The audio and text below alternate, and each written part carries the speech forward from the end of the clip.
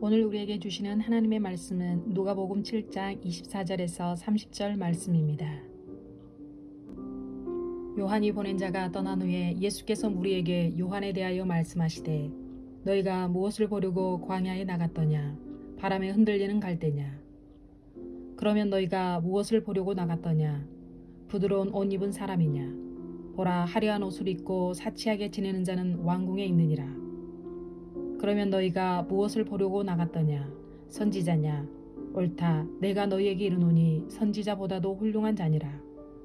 기록된 바 보라, 내가 내 사자를 내 앞에 보내노니 그가 내 앞에서 내 길을 준비하리라 한 것이 이 사람에 대한 말씀이라.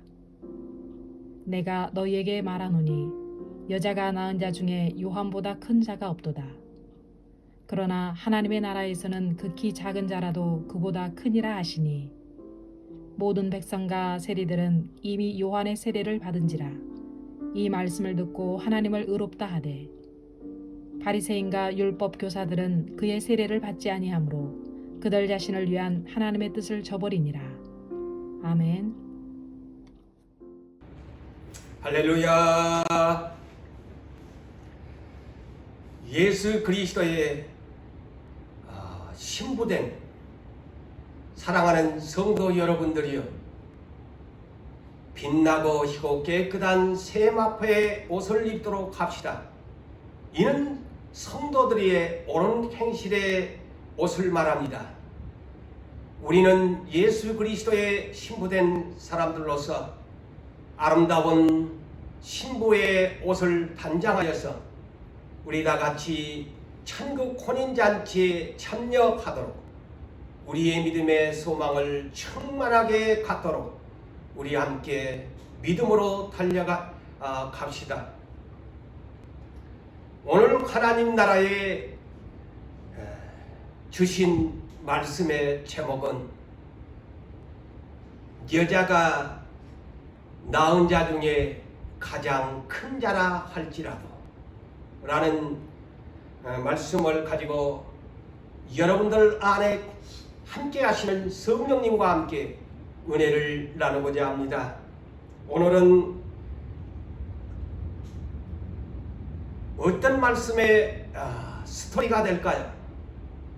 우리 주님께서 세례 요한에 대해서 말씀하신 것을 생각을 하려고 합니다.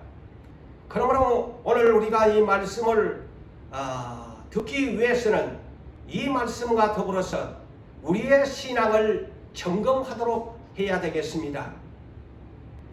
우리가 세례 요한처럼 큰 직분을 가지고 이 세상에 왔지만은 주님으로 말미암아서 실족하는 그러한 계기가 되어버렸습니다. 그러므로 우리는 아무리 내가 교회에서 목사요 장로요 여러 가지의 직분을 받았다고 할지라도 우리가 주님의 일을 하다가 실족해 버리면은 그 큰 직분이 아무것도 아닌 자가 되고 마는 것입니다. 행여나 오늘 말씀을 들으면서 나는 예수 때문에 실족하고 있는가? 나는 오늘 또 예수 때문에 믿음이 떨어졌는가? 한번 여러분이 점검하면서 오늘 주신 말씀을 저와 함께 듣고 정말 우리는 실족하지 아니하도록, 실족했다면 빨리 그 실족의 자리에서 일어나서 우리 주님의 손을 잡고 동행하는 여러분 되시기를 바랍니다. 세례 요한의 출생에 대해서 먼저 생각을 해보려고 합니다. 세례 요한의 부친은 아비야 반열의 제사장직을 가졌습니다. 그의 아버지의 이름은 사가랴입니다. 그리고 그의 모친의 이름은 엘리사벳, 그도 역시 아론 자손에 속한 어머니였습니다. 그런데 이 부부가 결혼을 했습니다. 그런데 엘리사벳이 잉태하지 못했습니다. 그리고 나이도 많았습니다. 무자였습니다. 이 두 사람은 또한 그 가운데서도 제사장의 직분과 제사장의 아내로서 주의 말씀에 대한 계명과 규례를 흠없이 행했던 그런 부부라고 성경에서 소개하고 있습니다. 그런데 이들에게 자식이 없었다는 것입니다. 다시 말씀을 드리지만 나이가 많아도 대를 이을 만한 제사장이 직분을 가져야 할 그러한 자식이 없었습니다. 그래서 이 부부가 얼마나 많이 기도를 했겠습니까? 그러던 어느 날 천사가 사가랴 제사장에게 이르되 사가랴야 두려워 말라 너의 간구함이 들린지라 내 아내 엘리사벳이 너에게 아들을 낳아주리니 그의 이름을 요한이라고 하라. 너도 기뻐하고 즐거워할 것이요 많은 사람들이 그의 태어남을 기뻐하게 될 것이다. 이는 그가 주 앞에 큰 자가 되며 포도주와 독한 술을 마시지 아니할 것이다. 모태로부터 성령의 충만함을 받아서 이스라엘 자손을 주 곧 그들의 하나님께로 많이 돌아올 때 할 자라고 천사가 전하였습니다. 그는 또한 엘리야의 심령과 능력으로 먼저 와서 많은 사람을 돌아오게 할 것이다. 그런데 이 엘리야의 심령이라는 말이 무슨 말일까요? 세상에 욕심을 가지지 아니한 마태복음 5장 3절에 이런 말씀처럼 심령이 가난한 자의 마음을 가지고 라는 뜻입니다. 엘리야 아방 시대 때 이스라엘에 3년 6개월 비가 오지 아니하도록 기도를 했던 선지자입니다. 이 때문에 그는 많은 고난을 당할 수밖에 없었습니다. 먹을 것을 염려할 수밖에 없는 선지자였습니다. 하나님은 그래서 이스라엘에 그를 반겨줄 사람이 없어서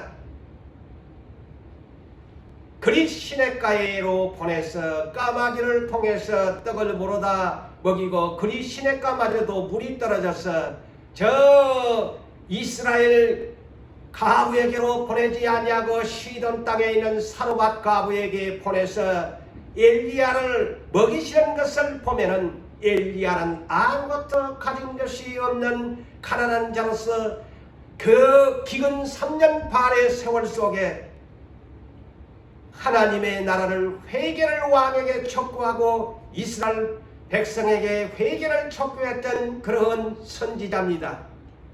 그런데 세례 요한도 그와 같이 엘리야의 심령을 가지고 욕심없이 세상에 욕심을 가지지 아니하고 엘리야의 심령을 가지고 그 하나님이 주시는 능력으로 먼저 와서 아버지의 마음을 자식에게 거스리는 자를 의인의 슬기로 돌아오게 만들 것이다. 그리고 주를 위하여 세운 백성을 준비하리라. 천사가 와서 사가랴 제사장에게 이와 같이 앞으로 요한이 태어나게 될 것이다. 너에게 이와 같은 큰 자식을 보내주게 될 것이라고 천사가 하나님의 말씀을 전달해 주었습니다. 그런데 이 자는 주의 백성들을 세운 준비하는 자라고 했습니다. 오늘날 소위 말하는 신부단장사 준비위원장이 될 것이라는 말씀입니다. 신랑을 맞을 준비위원장으로 하나님께서 자기의 하나밖에 없는 독생자 예수 그리스도를 세상에 보낼 때에 먼저 세례 요한을 보내어서 준비하도록 준비하는 선지자로 보내주었다는 사실을 우리는 알아야 합니다. 또한 이 요한 선지자는 구약 성경의 선지자들을 통해서 오리라고 한 그런 유명한 선지자입니다. 어떤 선지자가 성경에 이렇게 와서 태어날 것을 하는 그런 선지자가 없었습니다. 그래서 이 사람을 천사도 큰 자라고 했고 예수님도 이 자를 소개할 때에 큰 자라고 했습니다. 이사야 선지자가 이사야 40장 3절에 보면은 외치는 자의 소리가 이르되 너희는 광야에 여호와의 길을 예비하라. 사막에서 우리 하나님의 대로를 평탄하게 하라. 그런데 여기에 두 단어를 여러분이 눈여겨봐야 합니다. 광야에 외치는 자, 사막에서 대로를 평탄케 하라. 이것은 광야라는 단어와 사막이라는 단어를 왜 이사야 선지자가 사용했을까요? 이스라엘 백성의 거친 척박한 마음들, 열매를 맺지 못하는 이스라엘 백성들의 마음을 평탄하게 하라고 하는 말씀이기도 합니다. 또한 말라기 선지자도 말라기 3장 1절에 이와 같이 세례 요한이 올 것을 예언하고 있습니다. 보라 내 사자를 보내리니 그가 내 앞에서 길을 준비할 것이요. 그리고 말라기 4장 5절에도 이와 같이 말씀합니다. 보라 여호와의 크고 두려운 날이 이르기 전에 너희가 선지자 에레미야를 너희에게 보내리라. 엘리야 선지자를 보내리라고 했습니다. 그래서 열왕기상 17장 이후에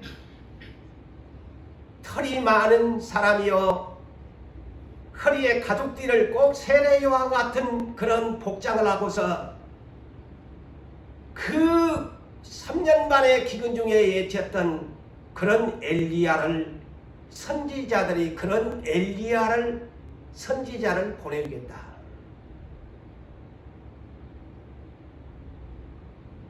그래서 참으로 그는 성경의 선지자들이 오리라고 한 선지자가 바로 세례 요한입니다. 우리는 구약 성경 마지막 39권의 말라기 예언서입니다. 말라기가 이런 세례 요한 곧 엘리야가 선지자가 예수님 앞서서 메시아 앞서서 오시게 될 것을 소개했습니다. 말라기 선지자가 예언한 후에 400년이라는 암흑기가 옵니다. 선지자를 하나님께서 보내시지 아니하였습니다. 침묵이 흘렀습니다. 하나님의 말씀을 전하는 선지자의 말씀이 없으니 얼마나 이스라엘 백성이 답답하고 어두웠겠습니까? 그런데 400년 후에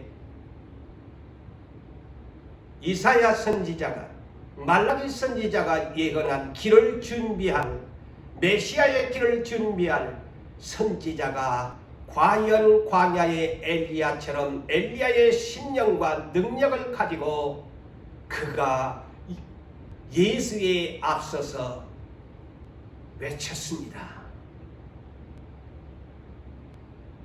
신랑을 맞이하라고 외쳤습니다. 그래서 예수님이 세례 요한을 이렇게 소개했지요.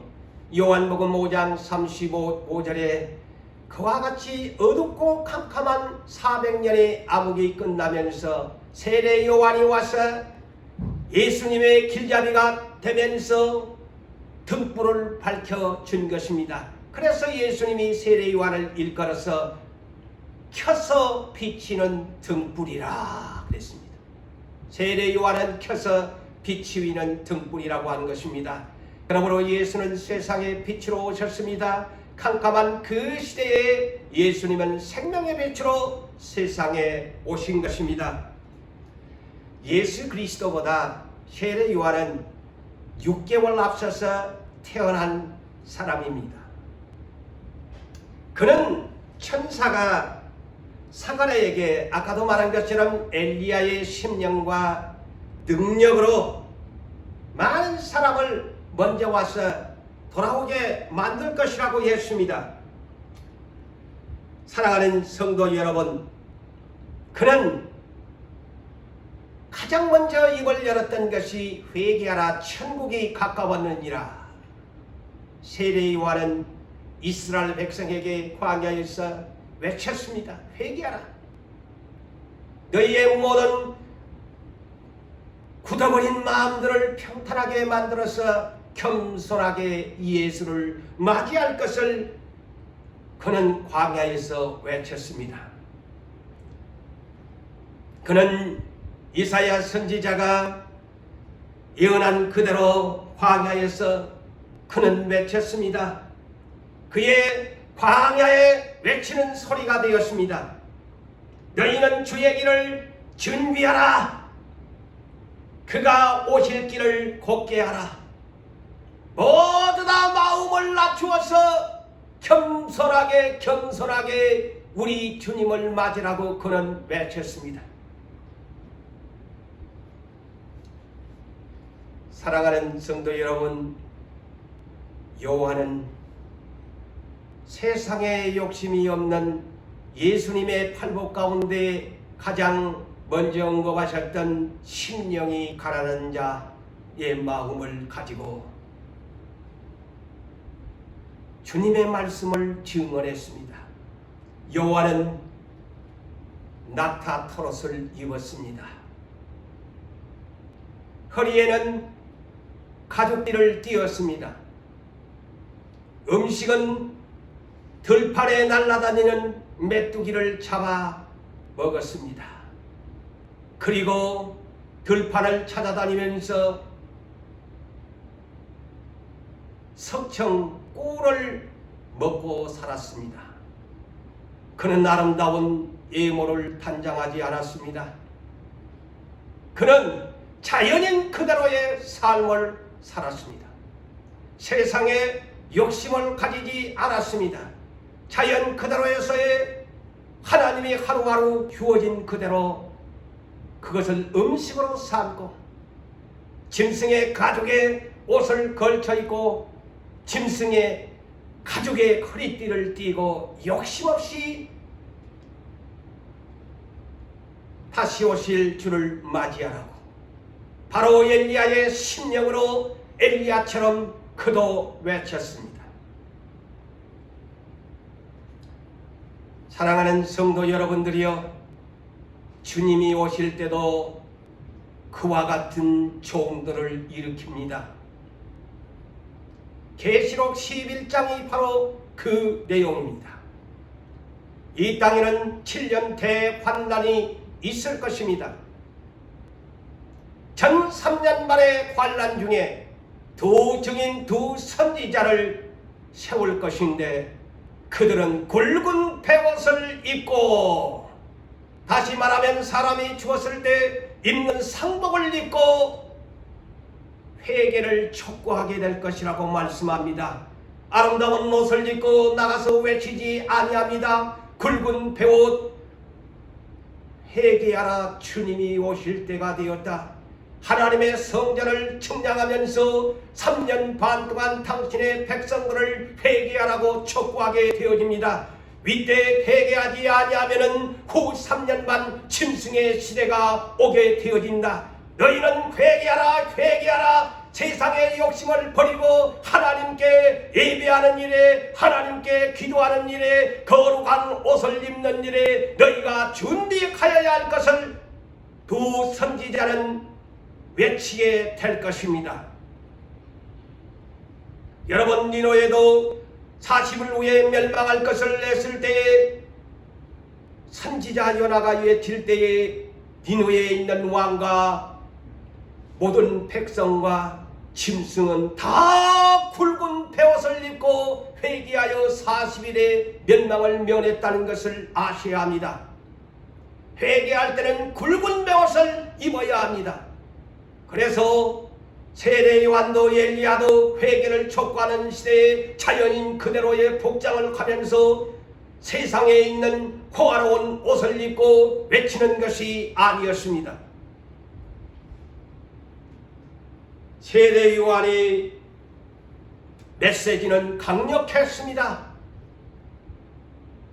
그의 메시지는 책망의 메시지입니다. 회개를 강력하게 촉구하는 메시지였습니다. 부패하고 사람들에게 보이기 위해서 외식하는 바리새인과 서기관들 모든 유대 백성들을 향하여 위로 보이지 않는 하나님을 위해서 신앙생활을 하는 것이 아니고 경건의 모양은 있지만 경건의 능력을 부인하는 그들을 향해서 부패하고 외식하는 그들을 향해서 독사의 자식들아 뱀의 새끼들아 누가 너희를 가르쳐서 임박한 진노를 피하라고 가르치더나 너희는 이 임박한 심판의 진노를 피할 수 없노라. 그러므로 회개에 합당한 열매를 맺어라. 입으로만 회개하는 것이 아니고 행동으로 옮겨야 한다. 두 벌 옷을 가진 자는 한 벌은 이웃에게 나눠주고 먹을 것이 있으면 이웃에게 나눠주고 세상에서 탈취한 것이 있다면 그것을 이웃에게 나눠주어라. 그것이 회개에 합당한 열매다. 세상의 욕심을 부리지 말라고 했습니다. 우리 주님이 오실 때가 됐는데 세상에 재물을 쌓아두고 모든 것을 쌓아둔 자는 화가 있게 될 것을 세례 요한은 강력하게 메시지를 전하였습니다. 속으로 또한 아브라함의 자손이라고 생각하지 말라. 하나님이 능히 돌들로도 아브라함의 자손을 만들 수가 있느니라. 다시 말하면 아브라함의 자손이라고 속으로 말하지 말라고 하는 것은 나는 이스라엘 아브라함의 언약의 자손이라. 나는 하나님이 선택했다. 나는 하나님이 예정했다. 나는 하나님이 약속했다고 그만 떨지 말라는 것입니다. 오늘날도 이 시대에 하나님이 나를 선택했다고 아무렇게나 회개 없이 살아가는 사람들에게 들리는 메시지로 여러분들이 받으셔야 할 것입니다. 이미 도끼가 나무 뿌리에 놓였으므로 좋은 열매를 맺지 않은 나무마다 찍혀 불에 던지버리라. 내 뒤에 오시는 이 메시아는 손에 곡식을 분별해내는 키를 들고서 자기 타작마당을 깨끗하게 하여 알고든 곳간에 들이고 쭉정이는 꺼지지 않는 불에 던지우리라. 세례 요한은 강력하게 내 뒤에 오시는 예수 그리스도 초림의 예수는 그와 같이 심판주로 오시게 될 것을 가려낼 것을 경고했습니다. 그리고 세례 요한은 요단강에 와서 나는 회개케 하기 위해서 물론 너희를 세례를 준다. 그렇지만 내 뒤에 오시는 분은 성령과 불로 너희에게 세례를 주실 것이다. 왜 요한이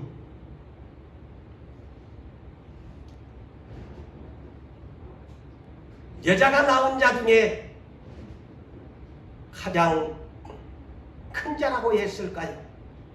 천사도 큰 자가 태어날 것이다.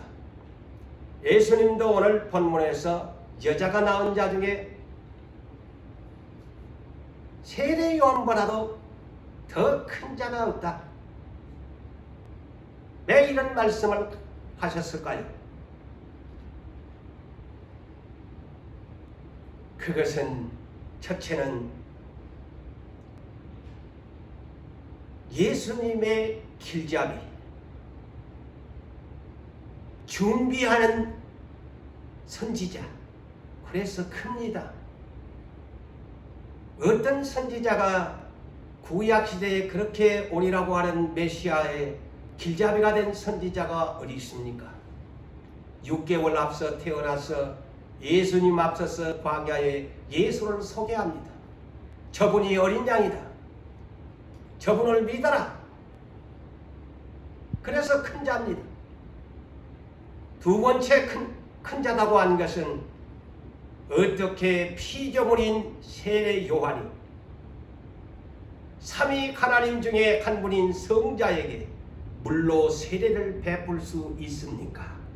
피조물이 하나님에게 세례를 베풀었다는 것이 아닙니까?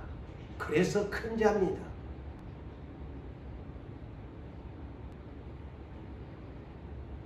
그렇지만은 그는 예수 그리스도가 30세에 이제 하나님의 뜻을 받들어 공생애가 시작될 때에 세례 요한의 사명은 디엔딩이 됩니다. 그는 감옥에 투옥됩니다. 그것으로서 세례 요한의 사명은 끝나게 됩니다. 분봉한 헤로드를 찾아가서 책망을 했죠. 그것 때문에 옥에 투옥됐습니다. 분봉한 헤롯이 제수를 자기 아우의 동생의 아내를 취했단 말이죠. 윤리 도덕으로 있을 수 없는 그런 일을 했지요. 제수를 데리고 산 것입니다. 그래서 세례 요한이 가서 그것을 책망했어요. 그러니까 이들이 기분이 나빠서 옥에다가 투옥을 한 것입니다. 세례 요한의 임무는 이것으로서 끝났습니다. 그런데 세례 요한이 이 감옥에 들어오기 전에 광야에 질 때 예수님을 어떻게 소개한 줄 아십니까? 그래서 오늘날 우리들도 신부, 우리는 신부다. 예수 그리스도는 신랑이다. 근데 세례 요한이 바로 이 신부 단장사라는 것을 우리가 말로 붙이자면 글자 그대로 그런 역할을 했습니다. 요한복음 3장 29절에서 30절을 보게 되어지면 세례 요한이 이렇게 말씀합니다. 신부를 취하는 사람은 신랑이고 서서 신랑의 소리를 듣는 기쁨으로 나는 친구가 되었다는 그 기쁨으로 나는 충만하다. 한마디로 예수 그리스도는 신랑이다. 그래서 모든 신부를 취하러 예수가 오셨다. 나는 그 신랑의 음성을 들음으로 내 기쁨이 충만하다. 그는 신부 단장사의 사명을 가졌음을 그는 이 짧은 기절 속에서 말하면서 나는 이제 신부를 맞으러 오는 예수로 인하여 그분을 인하여 나는 그분은 흥하여야 하고 나는 세하여야 하리라. 세례 요한의 사명은 마지막 디엔딩에서 한 가지 짚고 넘어가야 할 것이 그렇게 큰 차로 세상에 보내졌지만 디엔딩 부분에서 좋은 결과를 얻지 못했다는 것, 다시 말하면 예수로 인하여 실족하고 말았다는 사실을 여러분 아셔야 합니다. 옥에 갇힌 그는 예수의 소식을 들었습니다. 그런데 자기를 옥에서 구출해 줄 알았어요. 그런데 옥에서 자기를 구출해 주지 않습니다. 그래서 자기를 따라다녔던 두 제자를 불러가지고 보내었습니다. 세례 요한이 예수께 그토록 자기가 소개하고 메시아라고 했던 예수에게 보내서 이런 질문을 하게 합니다. 오실 그이가 당신이 오니까 아니면 우리가 다른 일을 기다리오리까? 이 짧은 내용 속에 세례 요한은 옥에서 흔들리고 실족했다는 말입니다.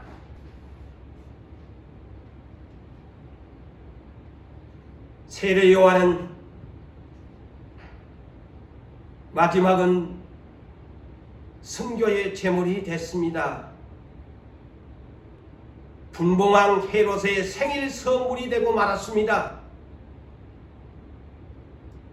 분봉왕 헤롯이 생일날 헤롯이 데리고 살았던 제수, 그 헤로디아의 딸이 헤롯 앞에서 춤을 출 때에 헤롯이 춤을 잘 추는 그녀를 보고서 내 소원이 무엇이냐 할 때에 그의 어머니 헤로디아는 그 딸에게 자기를 책망하고 불륜을 지적했던 세례 요한의 목을 소반에 올려달라고 하라. 그래서 분봉왕은 이 청을 거절할 수가 없어서 소반의 목을 잘라서 헤롯 왕의 생일 선물로 바쳐진 세례 요한이 되고 말았습니다. 그런데 그가 옥중에서 실족했다는 것입니다. 여러분, 오늘날도 우리가 예수 때문에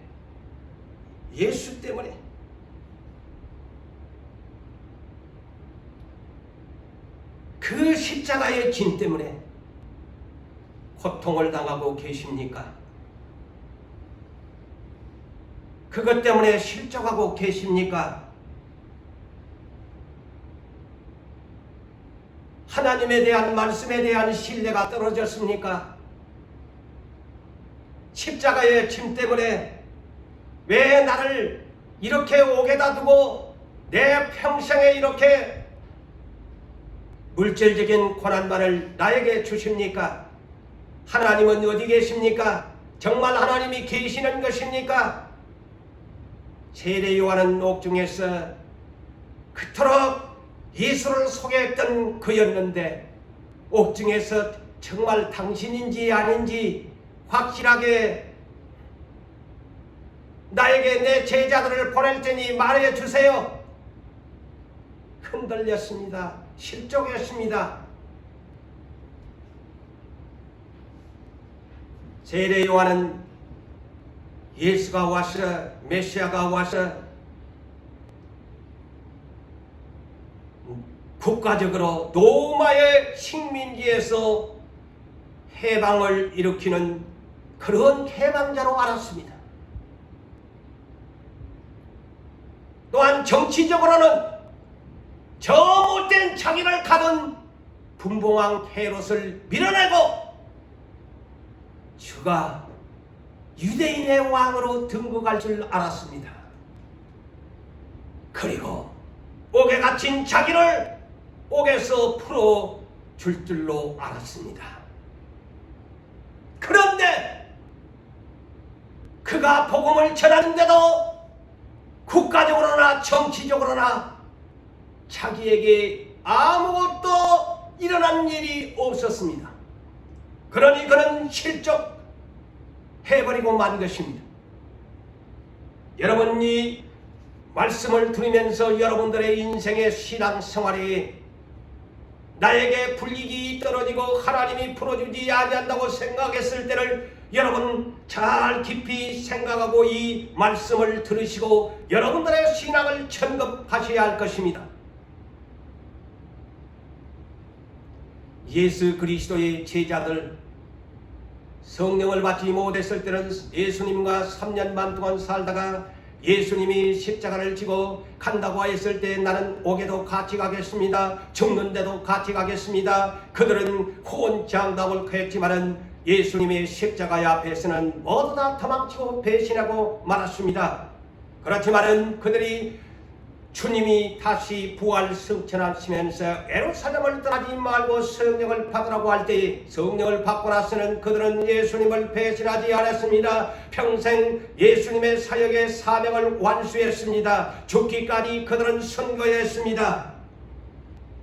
여러분이 잘 아는 사도 바울도 이방인의 사도로서의 하나님 앞에 부름받은 이 사도 바울도 로마의 감옥에 있을 적에 디모데후서 4장 6절에 이렇게 말하고 있습니다. 세례 요한과 같이 실족하지 않았습니다.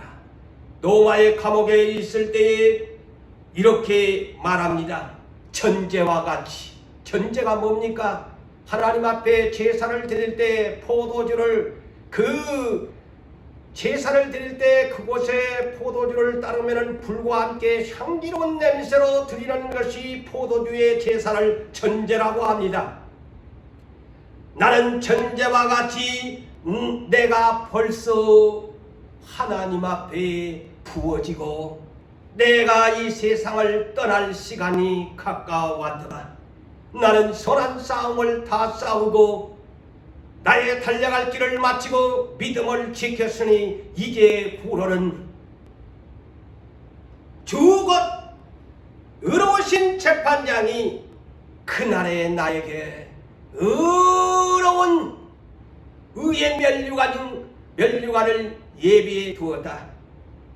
나에게는 아니라 주의 나타나심을 다시 오실 예수 그리스도의 나타나심을 사모하는 모든 자에게도 이와 같이 믿음을 지키는 자에게는 의의 멸류관을 다 주실 것이다. 보십시오. 사도 바울도 감옥에 갇혔지만 절대로 실족하지 않았습니다. 그런데 세례 요한은 실족하고 말았습니다.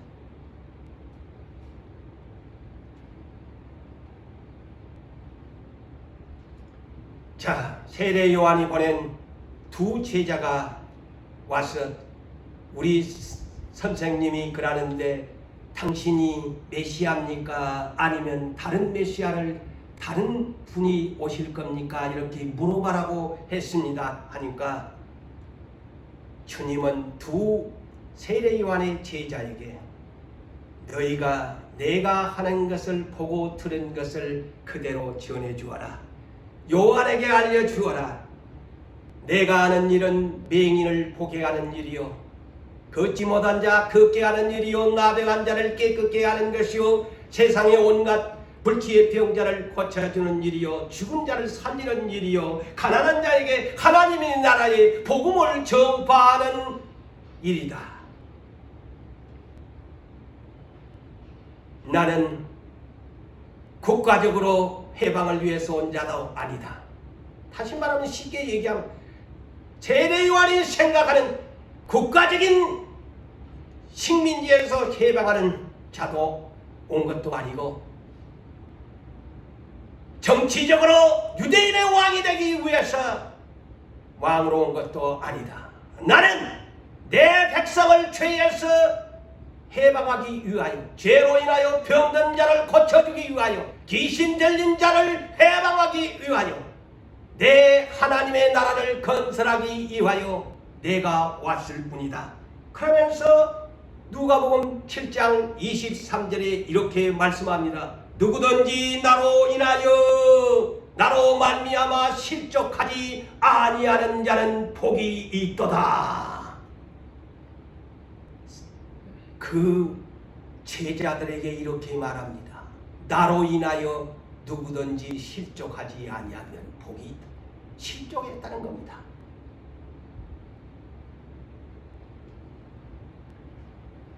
여기에 실족이라는 말은 영어 번역은 스텀블 다시 말하면 비틀거리다는 뜻도 되고 걸려 넘어진다는 뜻도 되고 실수하다, 발을 헛디다, 그런 뜻의 의미를 가지고 있습니다. 세례 요한이 옥에서 실족하고 만 것입니다.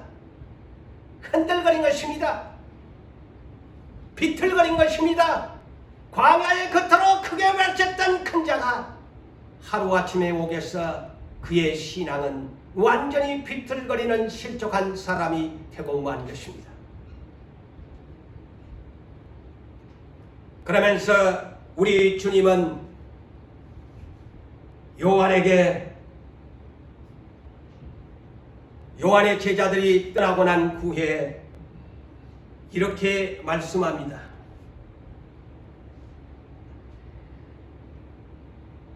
너희들은 누구를 보려고 세례 요한을 광야에 질 때 갔느냐? 바람에 흔들리는 갈대를 보러 갔느냐? 아니면 부드러운 옷을 입는 자를 보러 갔느냐? 부드러운 옷을 입은 자는 저 왕궁에 있다. 사치스러운 자들도 왕궁에 있다. 비단 옷을 입은 자도 왕궁에 있다.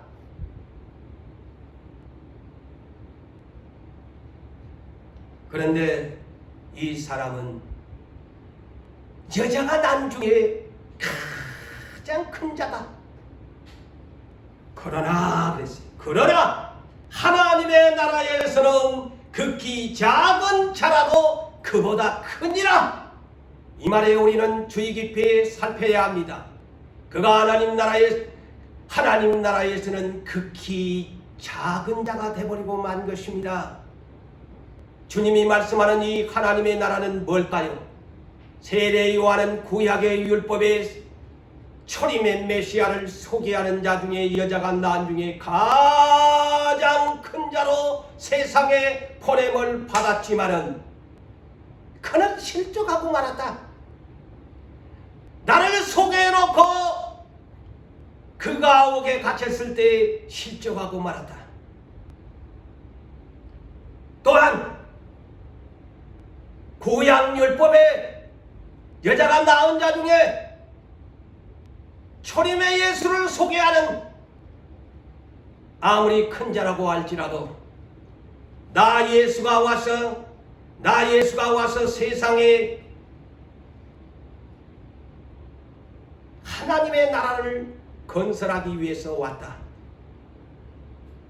나를 위하여 복음을 전하는 자, 나의 제자 되어 내 하나님의 나라에 들어와 이 복음 시대에 들어오는 일꾼은 그보다 율법의 시대의 일꾼보다 더 크다.